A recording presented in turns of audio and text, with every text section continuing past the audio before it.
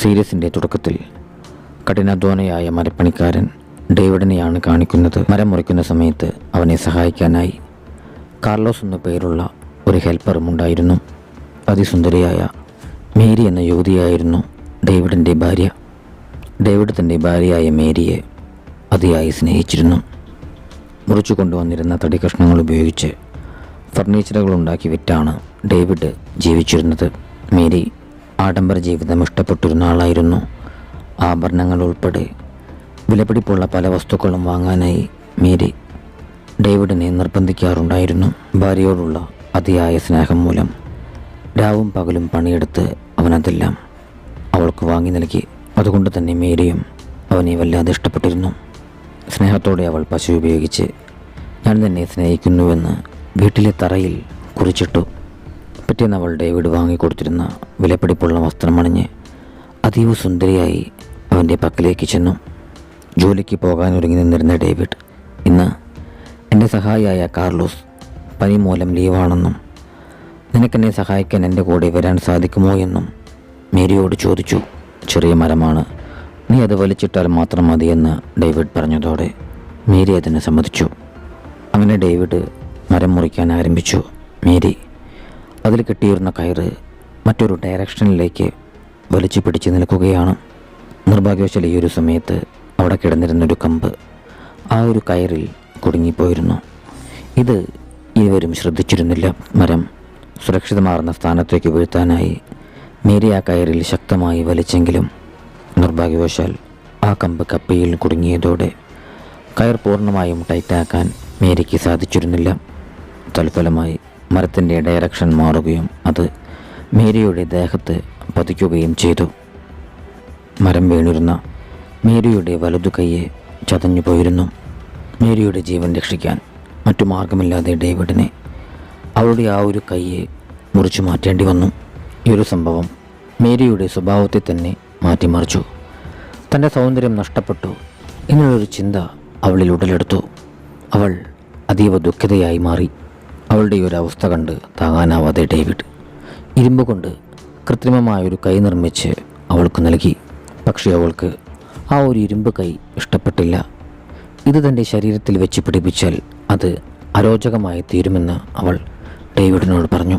ഇതേ കൈ തനിക്ക് സ്വർണം കൊണ്ട് നിർമ്മിച്ച് തരാമോ എന്ന് അവൾ സ്നേഹത്തോടെ ഡേവിഡിനോട് ചോദിച്ചു. അതിന് ഒരുപാട് പണം വേണ്ടി വരുമെന്നും നമ്മളെക്കൊണ്ടത് താങ്ങില്ലെന്നും ഡേവിഡ് അവളോട് പറഞ്ഞു. അവൻ്റെ ഈ മറുപടി മേരിയെ അഗാധമായ ദുഃഖത്തിലാഴ്ത്തി. ഒരു നാൾ മേരി ഷോപ്പിംഗ് കഴിഞ്ഞ് വരുന്ന സമയത്ത് അവളുടെ അറ്റുപോയ ആ ഒരു കൈ കുട്ടികൾ കാണുകയും കുട്ടികൾ ഭയചകിതരാവുകയും ചെയ്തിരുന്നു. ഇത് മേരിയെ വല്ലാതെ വിഷമിപ്പിച്ചു. ഈ ഒരു സംഭവത്തെ ഓർത്ത് രാത്രിയിൽ ഉറങ്ങാൻ കിടക്കുന്ന സമയത്ത് മേരി കരഞ്ഞുകൊണ്ടിരിക്കുകയാണ്.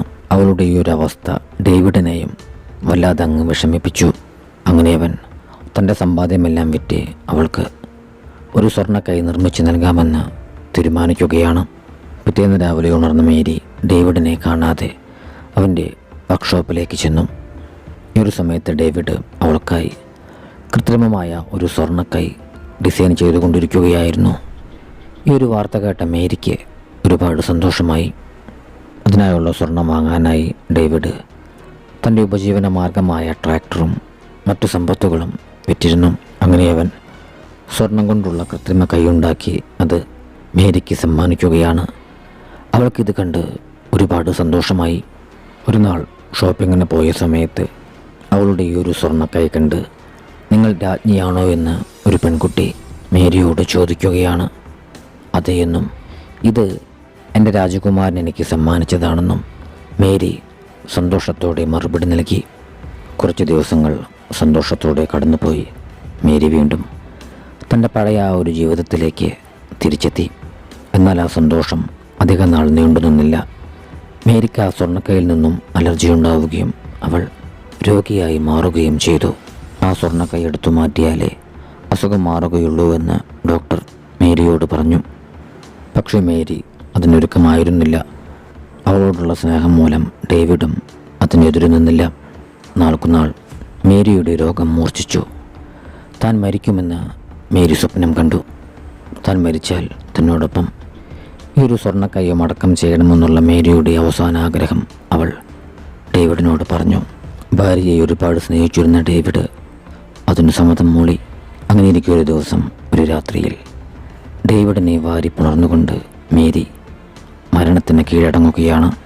അവളുടെ ആഗ്രഹപ്രകാരം ഡേവിഡ് ആ ഒരു സ്വർണ്ണക്കൈ കൂടി അവളോടൊപ്പം അടക്കം ചെയ്തു.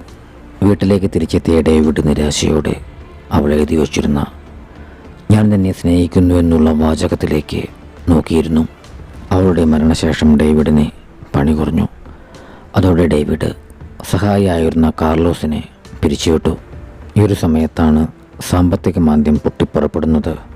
അതോടുകൂടി ഡേവിഡ് കൈക്കൊണ്ടുണ്ടാക്കിയിരുന്ന ഫർണിച്ചറുകൾക്ക് ഡിമാൻഡ് കുറഞ്ഞു. ആളുകളത് വാങ്ങാതെയായി. അങ്ങനെ ഡേവിഡ് കൊടിയ ദാരിദ്ര്യത്തിലായി. ദാരിദ്ര്യം ഡേവിഡിൽ പിടിമുറുക്കി.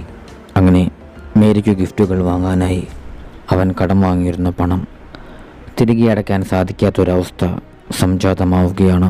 ഇനി എന്തു ചെയ്യുമെന്നറിയാതെ ഡേവിഡ് വിഷമിച്ചിരിക്കുകയാണ്. ദുഃഖത്തോടെ അവൻ മേരിയുടെ ഫോട്ടോയിലേക്ക് നോക്കി. ഈ ഒരു സമയത്ത് മേരിയുടെ ആ ഒരു സ്വർണ്ണക്കൈ അവൻ്റെ ശ്രദ്ധയിൽപ്പെടുകയാണ്. അത് തിരികെ എടുത്ത് വിറ്റ് തൻ്റെ കടങ്ങളെല്ലാം വിട്ടാമെന്ന് ഡേവിഡ് തീരുമാനിച്ചു. അങ്ങനെ അവൻ തൻ്റെ വർക്ക്ഷോപ്പിലേക്ക് ചെന്ന് ഒരു മഴുവുമെടുത്ത് മേരിയെ അടക്കം ചെയ്തിരുന്ന ആ ഒരു ശ്മശാനത്തിലേക്ക് ചെല്ലുകയാണ്. കൂരാകൂരിരുട്ടിൽ ഒറ്റയ്ക്കവൻ മേരിയുടെ ശവക്കല്ലറ തോണ്ടാൻ ആരംഭിച്ചു. ശേഷം അവൻ കുഴിച്ചിട്ടിരുന്ന അവളുടെ മഞ്ച മഴ ഉപയോഗിച്ച് തകർത്തു. അങ്ങനെ അവൻ അതിലെ മരപ്പാളികൾ ഇളക്കി മാറ്റി നോക്കുകയാണ്. ഒഴുകിത്തുടങ്ങിയ നിലയിലുള്ള മേരിയുടെ മൃതശരീരം അവൻ ഭീതിയോടെ വീക്ഷിച്ചു. കയ്യിലുണ്ടായിരുന്ന ടോർച്ചെടുത്ത് ഡേവിഡ് മേരിയുടെ മൃതശരീരം നിരീക്ഷിച്ചു. ശേഷം ഡേവിഡ് ആ സ്വർണ്ണക്കൈ വലിച്ചൂരിയെടുക്കാൻ ശ്രമിച്ചെങ്കിലും അവനതിനു സാധിച്ചില്ല. അതോടെ അവൻ തൻ്റെ മഴുവെടുത്ത് ആ ഒരു സ്വർണ്ണക്കൈ വെട്ടിയെടുക്കാനൊരുങ്ങി. എന്നാൽ ഈ ഒരു സമയത്ത് മേരി കണ്ണുകൾ തുറന്നു. ഇക്കാര്യം ഭയത്തോടെ വീക്ഷിച്ച ഡേവിഡ് തൻ്റെ കൈകൊണ്ട് അവളുടെ കണ്ണുകൾ വീണ്ടും അടച്ചു. പിന്നീട് അവൻ മഴ ഉപയോഗിച്ച് ആ ഒരു സ്വർണ്ണക്കൈയെ വെട്ടിയെടുക്കുകയാണ്. എന്നാൽ ഈ ഒരു സമയത്ത് അരിശത്തോടെ മേരി വീണ്ടും കണ്ണുകൾ തുറന്നു. ഇത് കണ്ട് ഭയചകിതനായ ഡേവിഡ് തൻ്റെ കാറെടുത്ത് ഉടൻ തന്നെ വീട്ടിലേക്ക് പാഞ്ഞു. വീട്ടിലെത്തിയതിനു ശേഷവും തന്നെ ആരോ പിന്തുടരുന്നതായി ഡേവിഡിന് തോന്നിയിരുന്നു. ഭയചകിതനായവൻ പുറത്തിറങ്ങി നോക്കിയെങ്കിലും ആരെയും കാണാൻ സാധിച്ചിരുന്നില്ല. എന്നാൽ ഈ നേരത്ത് വീടിനകത്തുണ്ടായിരുന്ന മേരിയുടെ ഫോട്ടോ തനിയെ നിലത്ത് വീണ് പൊട്ടി. മാത്രവുമല്ല, അതിലിപ്പോൾ കാണാനാവുന്നത് മഴുവുമേന്തി രോക്ഷത്തോടെ നിൽക്കുന്ന മേരിയുടെ ചിത്രമാണ്. ശേഷം രൂക്ഷമായ ഭാവത്തോടെ മേരി ഡേവിഡിനെ നോക്കിയതോടെ ഭീതിയോടെ അവൻ തൻ്റെ റൂമിലേക്ക് ഓടി. അല്പസമയത്തിനകം തന്നെ തൻ്റെ സ്വർണ്ണക്കൈ തിരികെ ആവശ്യപ്പെട്ടുകൊണ്ട് മേരി ഡേവിഡിൻ്റെ പക്കലേക്ക് എത്തുകയാണ്. ഭയാനകമായ ആ ഒരു കാഴ്ച കണ്ട് ഡേവിഡ് തൻ്റെ പുതപ്പിനടിയിൽ ഒളിച്ചിരുന്നു. തൻ്റെ പക്കലേക്ക് എത്തിയ മേരിയുടെ മൃതശരീരത്തിനെ ഭയചകിതനായി കൊണ്ടവൻ ആ ഒരു സ്വർണ്ണക്കൈ കൈമാറി. മേരി അതുമായി തിരിച്ചു പോയിട്ടുണ്ടാകുമെന്നാണ് ഡേവിഡ് കരുതിയിരുന്നത്. എന്നാൽ അല്പസമയത്തിനു ശേഷം മേരി അവൻ്റെ മഴുവുമായി ഡേവിഡിൻ്റെ പക്കലേക്ക് പാഞ്ഞെടുക്കുകയും കഴുത്തിലേക്ക് വെട്ടി ഡേവിഡിനെ കൊലപ്പെടുത്തുകയുമാണ്. ശേഷം മേരി ഡേവിഡിൻ്റെ മൃതശരീരത്തോടൊപ്പം അവിടെ കിടന്നു. എങ്ങനെയാണ് ഡേവിഡ് കൊല്ലപ്പെട്ടത്? മേരിയുടെ മൃതശരീരം അവിടേക്ക് അങ്ങനെ എത്തി. ഇതൊന്നും കാർലോസ് ഉൾപ്പെടെയുള്ള നാട്ടുകാർക്ക് മനസ്സിലാക്കുവാനായി സാധിച്ചിരുന്നില്ല. ഇതിൽ എന്തൊക്കെയോ ദുരൂഹതകളുണ്ടെന്ന് അവർ തിരിച്ചറിഞ്ഞിരുന്നു. നാട്ടുകാർ മേരിയുടെ സ്വർണ്ണക്കൈയോടുകൂടി അവളെ വീണ്ടും അടക്കം ചെയ്തു.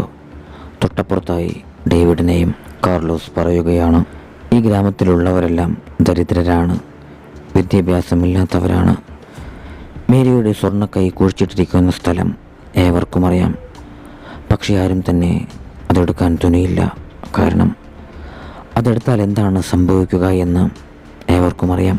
മരിച്ചതിനു ശേഷവും താൻ ഒരുപാട് ഇഷ്ടപ്പെട്ടിരുന്ന ആ ഒരു സ്വർണ്ണക്കൈയിന് കാവലായിരിക്കുന്ന മേരിയെ കാണിച്ചുകൊണ്ട് ചിത്രം അവസാനിക്കുകയാണ്.